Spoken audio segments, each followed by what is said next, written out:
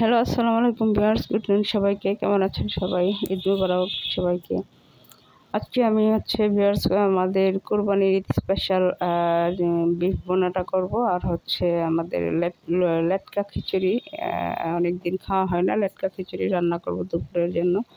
আর বেগুন ভাজা করব। তো বেগুন ভাজাটা আমি সিস্টেম করে নিয়েছি।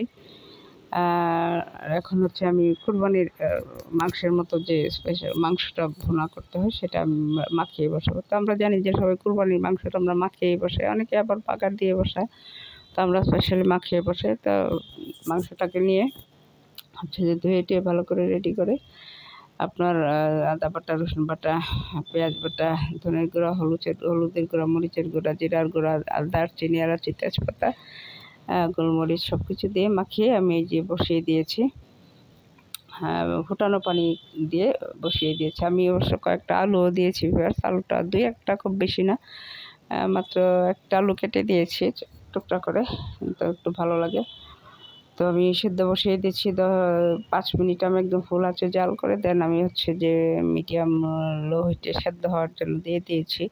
আরও 10-15 মিনিটের মতো লেগেছে। তো তারপরে সেদ্ধ হয়ে আসলে যে আমি এখন বাগার দিয়ে দিচ্ছি মাংসটাকে।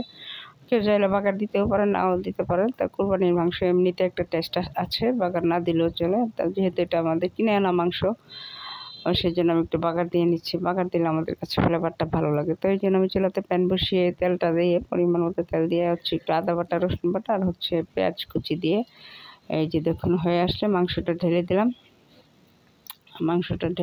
তো মাংসটা এখন আমি ঢেকে কয়েক মিনিট, মানে 5-7 মিনিটের মতো দমে রাখবো।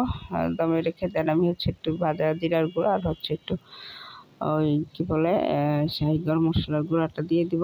দিয়ে দেন আমি আবারও একটু দমে দিয়ে 2-3 মিনিটের জন্য দমে দিয়ে দেন আমি নামিয়ে নেব। দিয়ে দিচ্ছি এরপর যে ভাজা জিরার গুঁড়া আর একটু গরম মশলার গুঁড়া। এই যে দেখুন খুব দারুণ হয়েছে। একদম মাখা মাখা টাইপ ভুনা করেছি আমি। অল্প অল্প ঝোল থাকবে আর অল্প অল্প, যারা আমরা যেরকম কোরবানি মাংসটা খাই, খুব বেশি ঝোলও না, আবার খুব বেশি কষানো না। তো এই যে দেখুন হয়ে গেছে আমার কোরবানি স্পেশাল মাংস ভুনা।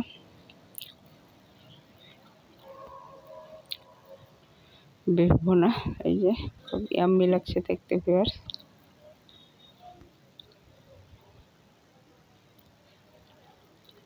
তার ওদিক দিয়ে আমি চুলাতে অলরেডি প্যানটা বসিয়ে দিয়েছি।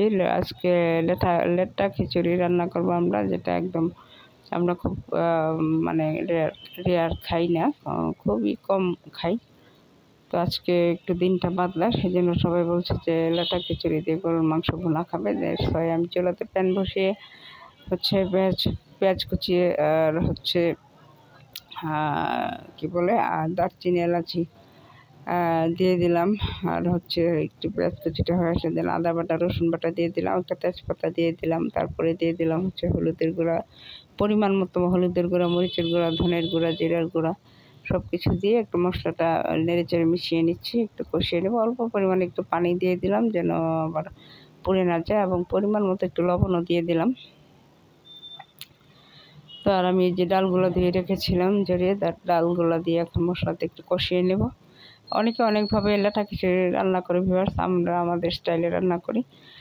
তো এইভাবে আমাদের কাছে খেতে মজা লাগে। দেন চালগুলো হয়ে আসলে চালগুলো ধুয়ে রেখেছিলাম, তো ঝরিয়ে রাখিনি, তো দিয়ে দিলাম। এরপর যে ডালটা একটু কষিয়ে আসলে চালগুলো দিয়ে দিলাম। চালগুলো আবার একটু ভাজা ভাজা করে দেন আমি সবজিগুলো দিয়ে দিলাম।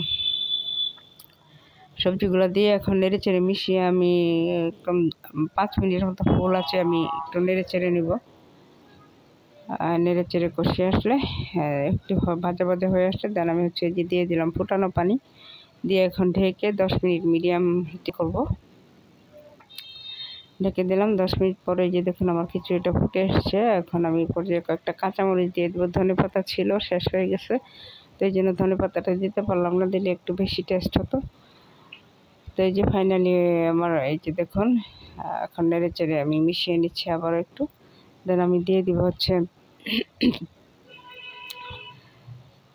কি বলে ঢেকে দেবো। ঢাকনাটা ঢেকে দিয়ে আবারও 2-3 মিনিট দমে দিয়ে নামিয়ে নেব। তো ভালো থাকবেন সবাই, আল্লাহ হাফেজ।